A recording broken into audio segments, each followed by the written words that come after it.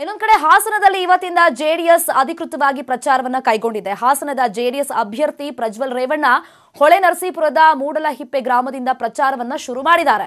ಮೂಡಲಹಿಪ್ಪೆಯ ಚನ್ನಕೇಶವ ದೇವಾಲಯಕ್ಕೆ ಪೂಜೆ ಸಲ್ಲಿಸಿ ಜೆಡಿಎಸ್ ಪ್ರಚಾರವನ್ನ ಆರಂಭ ಮಾಡಿದೆ.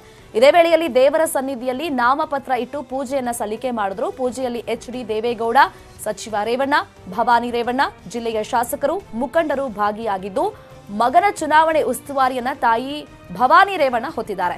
ತನ್ನ ಕೋಟೆಯನ್ನ ಭದ್ರಾ ಮಾಡಿಕೊಳ್ಳೋಕೆ ಜೆಡಿಎಸ್ ಇಲ್ಲಿ ರಣತಂತ್ರವನ್ನ ಹೆಣೆದಿದೆ. ಇನ್ನು ಮೂಡಲಹಿಪ್ಪೆ, ತಟ್ಟೆಕೆರೆ, ಮಂಗಳಾಪುರ, ಸೂರನಹಳ್ಳಿ, ಹೊಳೆನರಸೀಪುರದಲ್ಲಿ ಇವತ್ತು ದೇವೇಗೌಡರ ಕುಟುಂಬ ಪ್ರಚಾರವನ್ನ ಮಾಡುತ್ತೆ.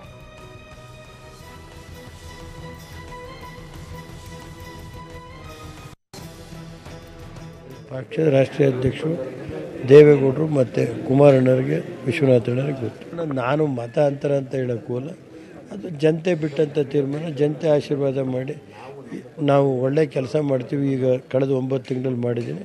ದೊಡ್ಡ ಮಟ್ಟದಲ್ಲಿ ಗೆಲ್ಲಿಸಬೇಕು ಅಂತ ಮನವಿ ಮಾಡ್ತೀವಿ. ಸರ್, ಈಗ ಅಭ್ಯರ್ಥಿ ಯಾವಾಗ ಘೋಷಣೆ ಆಗ್ತದೆ ಹಾಸನಕ್ಕೆ? ಅದು ಇವತ್ತು ಇನ್ನೊಂದು 2-3 ಸಲ ಇವತ್ತು ಎಲ್ಲ ಮತದಾರರು ಇಲ್ಲಿ ನಮ್ಮ ಮನೆ ಮುಂದೆ ಸೇರಿರೋದೇ ನಿಮ್ಗೆ ನೋಡ್ತಾ ಇದ್ದೀರಿ.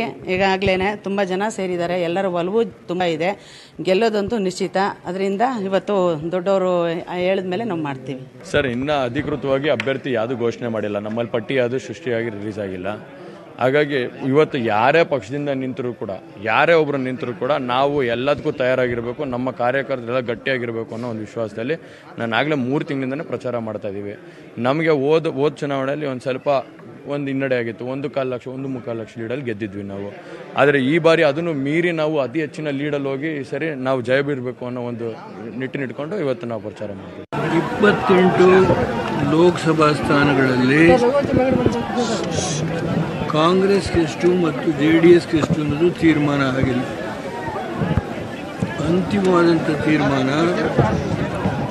15ನೇ ತಾರೀಕು ರಾಹುಲ್ ಗಾಂಧಿಯವರು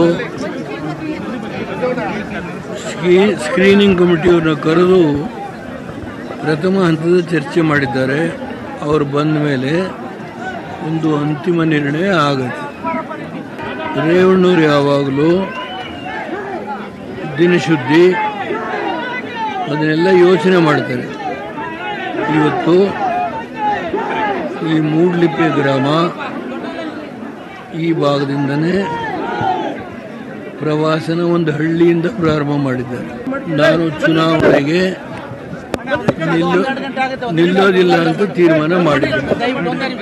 ಅದರಿಂದ ಇಲ್ಲಿ ಪ್ರವಾಸ ಶುರು ಮಾಡಿದ್ದೆ. ಇನ್ನೊಂದು ಕಡೆ ಹಾಸನ ಜಿಲ್ಲೆ ಹೊಳೆನರಸೀಪುರ ತಾಲೂಕಿನ ಮೂಡಲಹಿಪ್ಪೆಯಲ್ಲಿ ಜೆಡಿಎಸ್ ಕಾರ್ಯಕರ್ತರ ಸಮಾವೇಶ ನಡೀತಾ ಇದೆ. ಸೊ ದೇವೇಗೌಡರು ಸಂಸತ್ನಲ್ಲಿ ಇದೇ ನನ್ನ ಕೊನೆ ಭಾಷಣ ಅಂತ ಹೇಳಿಕೆಯನ್ನ ಕೊಟ್ಟಿದ್ರು. ಆ ವಿಚಾರ ಇವತ್ತು ಭಾಷಣದ ಸಂದರ್ಭದಲ್ಲಿ ಪ್ರಸ್ತಾಪ ಆಗಿದೆ. ಸಂಸತ್ನಲ್ಲಿ ದೇವೇಗೌಡರು ಭಾಷಣ ಮಾಡುವ ಸಂದರ್ಭದಲ್ಲಿ ನಾನು ಕಣ್ಣೀರನ್ನ ಹಾಕಿದ್ದೆ ಅಂತ ಮಾತನಾಡೋ ಸಂದರ್ಭದಲ್ಲಿ ಶಾಸಕ ಬಾಲಕೃಷ್ಣ ಅವರು ಭಾವುಕರಾಗಿದ್ದಾರೆ.